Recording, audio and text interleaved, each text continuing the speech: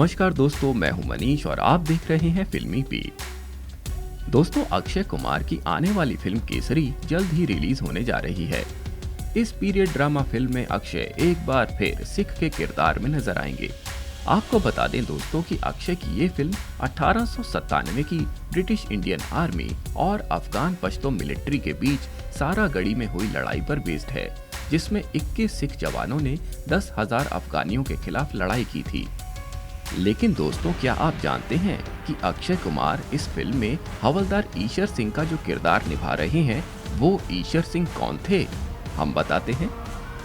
हवलदार Ishar Singh Punjab frontier force में 17 साल की उम्र में भर्ती हुए। हवलदार ईशर सिंह ज्यादातर जंग के मैदान में ही रहे। उनका गांव जगरांव है, जो पंजाब के लुधियाना में आता है।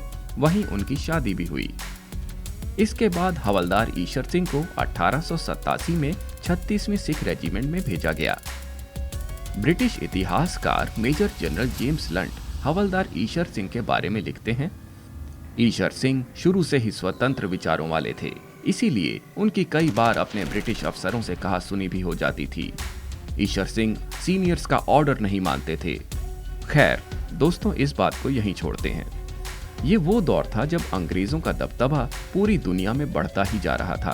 पूरे भारतवर्ष पर कब्जा करने के बाद ब्रिटिश सेना अफगानिस्तान पर कब्जा करना चाहती थी।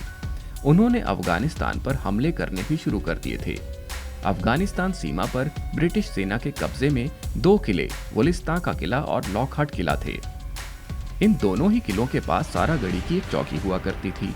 ये चौकी इन दोनों किलों के बीच कम्युनिकेट करती और संचार की दृष्टि से बेहद ही महत्वपूर्ण थी।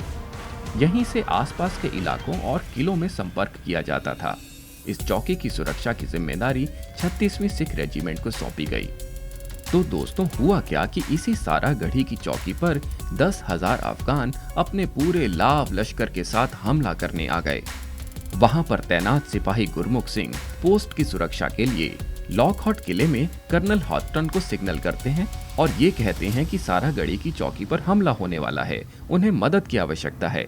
कर्नल हॉथटन इतनी जल्दी सहायता तो नहीं भेज सकते थे, इसीलिए उन्होंने कहा कि थोड़ा इंतजार करें। ये जानकारी मिलने के बाद 21 सिखों का नेतृत्व कर रहे ईशर सिंह निर्णय लेते हैं कि वो मरते दम तक 10,000 अफगानियों से लड़ेंगे और इस चौकी को नहीं छोड़ेंगे। ईशर सिंह का साथ उनके सैनिकों ने भी दिया और अंतिम सांस तक लड़ने का निर्णय लिया। सारे सिख सैनिक अपनी अपनी बंदूकें लेकर किले के ऊपरी हिस्से पर खड़े हो गए। ईशर सिंह और उनके साथी सिर्फ 21 थे, लेकिन उनमें लड़ने का जज्बा इतना भरा हुआ था कि वो मौत से भी टक्कर लेने को तैयार हो गए। और फिर 10,000 अफगान लड़ाके चौकी पर हमला कर देते हैं। ईशर सिंह और उनके जवान ये लड़ाई बखूबी लड़ते हैं, लेकिन जब उनके पास सारा असला खत्म हो जाता है तो ईशर सिंह समेत सभी जवान घायल होने के बावजूद निहत्थे ही अफगानों पर कूद पड़ते हैं और सभी शहीद हो जाते हैं। दोस्तों, आज भी सभी भारतीय यही मानते हैं कि हवलदार ईशर सिंह को ब्रिटिश इतिहासकारों ने गलत ढंग से पेश किया कि वो सीनियर्स के ऑर्डर्स नहीं मानते थे, जबकि ईशर सिंह एक लीडर थे, बहादुर थे। अगर उनमें ये खूबियां नहीं होती तो ब्रिटिश आर्मी उन्हें सारागढ़ी की सुरक्षा की जिम्मेदारी क्यों देती और सभी वीर 21 सिख जवानों को विक्टोरिया क्रॉस क्यों नवाजती। दोस्तों, ईशर सिंह तो सारागढ़ी की लड़ाई में शहीद हो गए, लेकिन हमें उनके परिवार के बारे में कुछ साक्ष्य मिले हैं। ईशर सिंह की कोई संतान नहीं थी। ईशर सिंह के भाई ने ही उनकी पत्नी का कत्ल कर दिया था, जिसके लिए उनके भाई को काले पानी की सजा हुई। अब जब अक्षय कुमार की आने वाली फिल्म 21 मार्च को रिलीज होने जा रही है, पता नहीं उस फिल्म में इन सब बातों को दिखाया जाएगा कि नहीं, लेकिन हम तो यही कहेंगे, हमारी तरफ से उन वीर 21 सिख जवानों को सलाम है। तो दोस्तों, हमें भी इंतजार रहेगा 21 मार्च को रिलीज होने जा रही केसरी का, जिसमें हम देखेंगे कि कैसे ईशर सिंह और उनके साथी 10,000 अफगानों से कितनी जांबाजी से युद्ध लड़े थे।